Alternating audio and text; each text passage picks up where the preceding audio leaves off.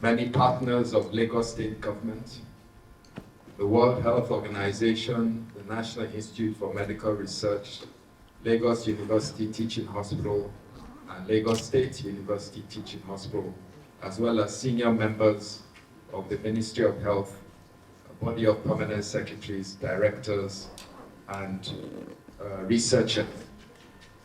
We've been given the mandate and the directive by His Excellency is a representation of a very large number of people that came together today under the auspices of Lagos State Government, Ministry of Health, to share ideas, concepts, and the current understanding of Mpox on the continent of Africa, globally, and its management. The second thing we're doing today is to initiate the Emergency Operations Center that will be focused specifically on the issue of the Mpox outbreak on the continent.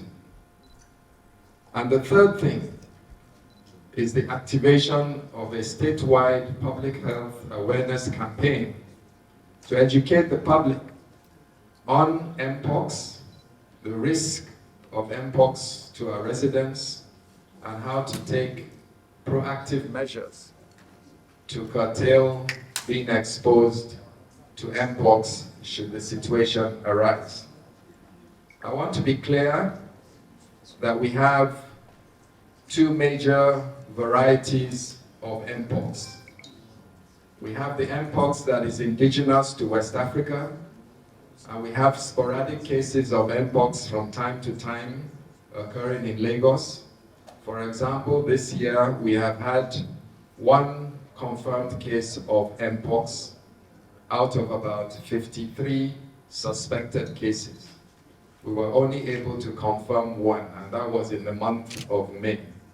As we stand now, we do not have any active cases of Mpox in Lagos. However, we're gathered here not to talk about the indigenous Mpox. We're rather gathered here to talk about the risk of the new variant, which is the clade 1P, which is circulating currently in the Democratic Republic of Congo and is spreading to Cameroon, Rwanda, Burundi, and one or two other neighboring countries. This subtype of Mpox is not known to West Africa. It is a new variant that is circulating, a derivative of Mpox 1A. In West Africa, we have Mpox 2 and 2A. So what we are talking about today is the potential of importing Mpox 1B from where it is circulating in large numbers in the Democratic Republic of Congo and appears to have a more aggressive natural history than the indigenous Mpox that we see in West Africa, which is known as Mpox clade 2. So we've come together to understand the science, the clinical features of Mpox clade 1 that is in Democratic Republic of Congo, in the eastern part of the country, particularly in the Kivu region. Why we are worried is that there is a potential that this virus can be imported into Lagos. So to be clear, we do not have any active Mpox cases in Lagos at this point in time. We are not talking about the indigenous Mpox clade 2. We are rather specifically focusing our attention on the risk and the potential of importing the circulating strain, clade 1B, that is circulating in the Central Africa countries, and that there is a possibility through our multiple airline and trading routes that such an opportunity for the virus to enter Lagos exists. And as directed by His Excellency Babajide Sanwo-Olu, Lagos knows that it needs to be proactive because of the density of our population, the risk that any contagion that is imported into Lagos can easily spread from person to person. The origin of Mpox is from the animal kingdom. The first transmissions came by what we describe as a zoonotic event. In other words, human beings coming into contact with wildlife, such wildlife as rodents, monkeys, squirrels, who naturally harbor the Mpox virus. But subsequently, what we are observing now is that there's a combination of zoonotic events plus human-to-human transmission. In other words, you get the first infection from the animal kingdom, and subsequently, the virus is changing and mutating in such a manner that once it is in the human population, it can spread from human to human through very close contact. The attributes of the new virus, the clade 1b, seem to be slightly different from the clade 2. It is slightly more aggressive. It seems to be spread particularly through sexual contact, and the clinical features are slightly different with a slightly higher aggressive nature.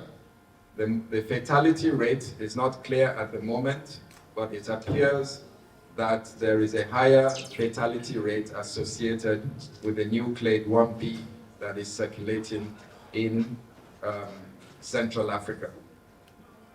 So what we've done this morning and this afternoon is to bring together experts, both locally in Lagos, across Nigeria and internationally, with the support from WHO, UNICEF, Nigerian Institute of Medical Research, the Nigeria Center for Disease Control, and the Nigerian Public Health Development Agency, and the Lagos State government, to understand, and the Federal Port Health Services, to understand what risk exists to Lagos State, how we can create a biological shield to reduce the importation of Mpox from Central Africa, and if indeed we do import it into Lagos, what our medical and treatment, environmental and public health countermeasures we will establish and institute to ensure that it does not become a problem in Lagos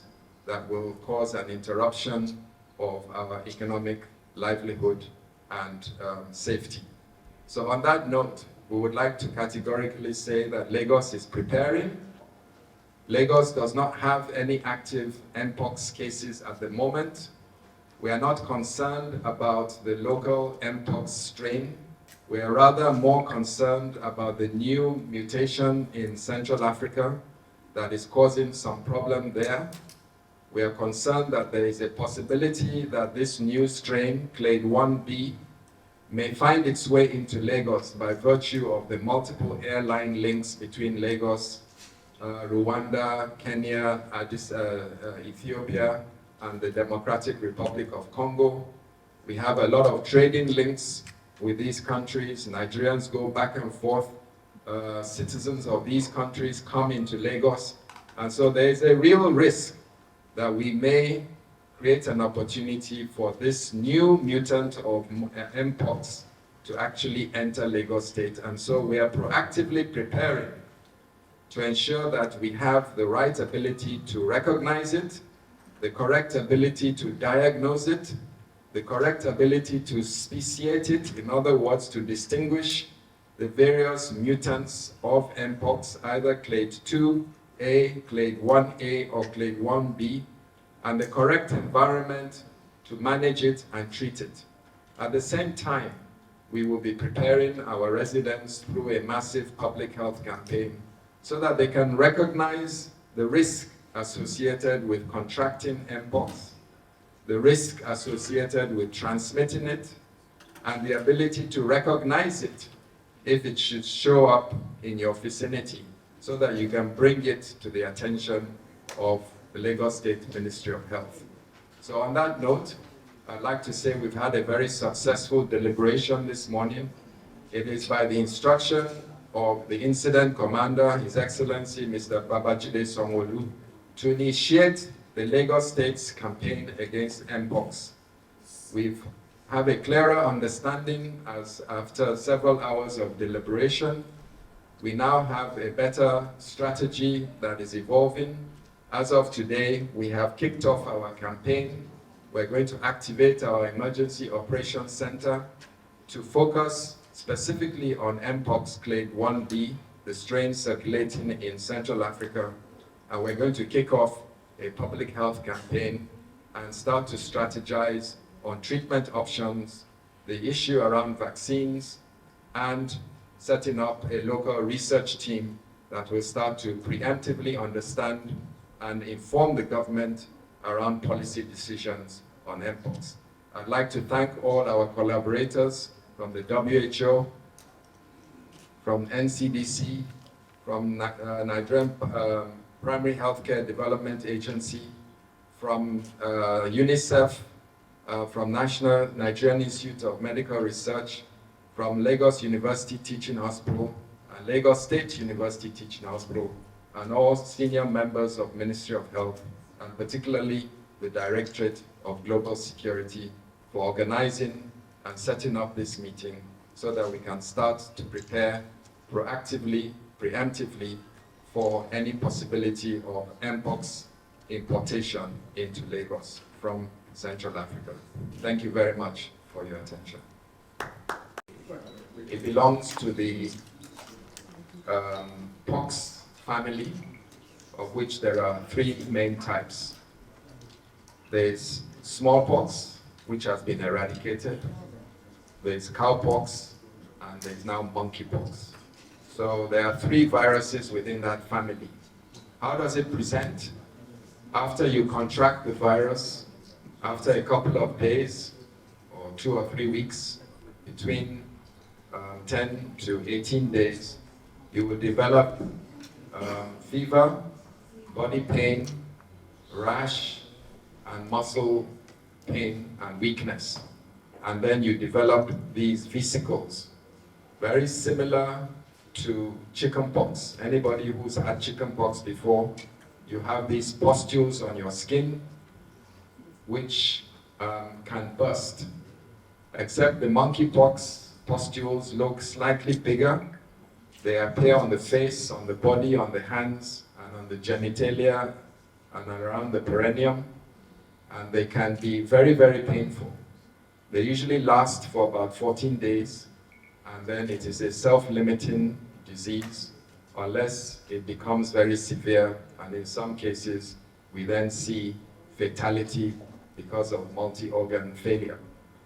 There is no specific treatment for it except supportive therapy with rehydration, pain management, and of course isolation so that you do not transmit it because it's highly contagious. So if we're able to isolate you either in a hospital or at home and able to give you pain management and good hydration and nutrition, your chances of survival are very high indeed, and most people do recover.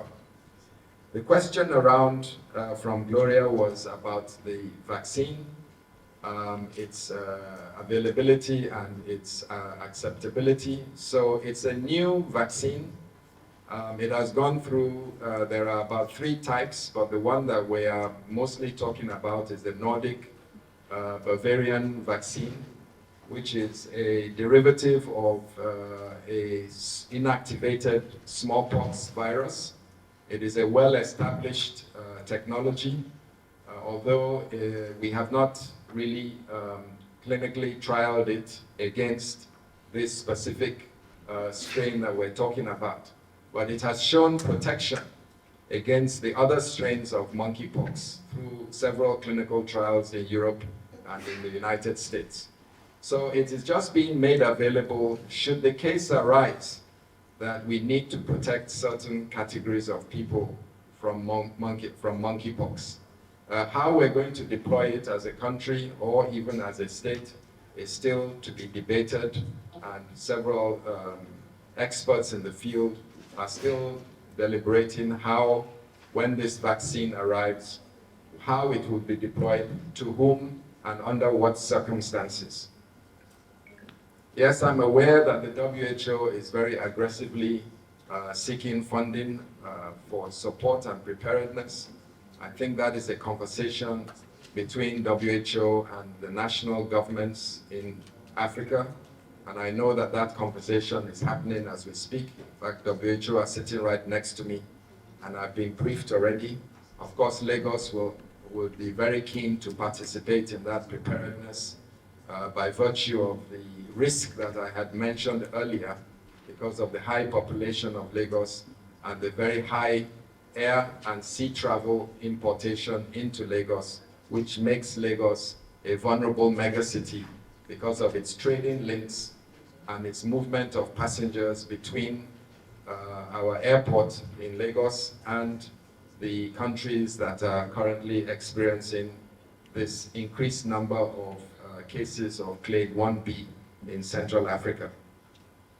How would corporate Nigeria get involved? Well, corporate Nigeria, corporate Lagos are always very supportive in public health crisis. They were very supportive during Ebola. They helped Lagos after Ebola prepare for subsequent crises. And as a result of that, we were able to build a significant capacity and expertise in Lagos, which helped us significantly during COVID.